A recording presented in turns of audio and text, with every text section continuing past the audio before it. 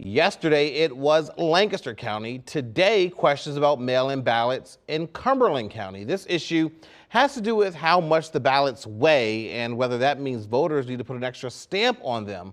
Seth Kaplan, live in the ABC 27 newsroom with the details. Good afternoon, Seth. Good afternoon, James. Yeah, what hasn't changed is that you have to put a stamp on your mail-in ballot before sending it in most counties. Often that's indeed stamp, singular, one. But this is a Cumberland County mail-in ballot for the upcoming general election. There you see the envelope.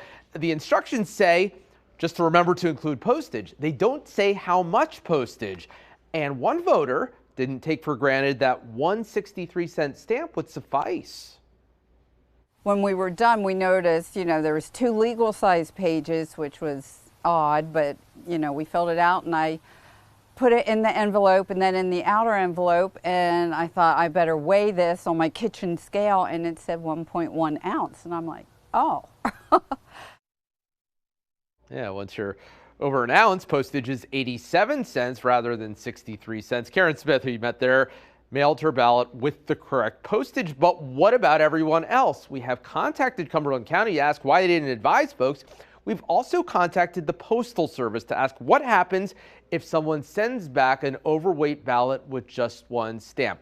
This is important. The USPS confirms its policy remains, as it has been in past years, that you do need to add the correct postage. But on the other hand, at the same time, its policy is also to deliver all mail-in ballots, even if they don't have the correct postage. James, the safest thing clearly is to always make sure you put the right postage on your ballot. If you're not sure what that is, take it to your local post office and let them weigh it. Coming up at 5, we'll talk about what we hear back from the county when we hear back from them. I know one thing, Seth, from these stories from the past couple of days, it seems like the point of the mail-in ballot was to make it easier. And these issues seem to have the opposite effect.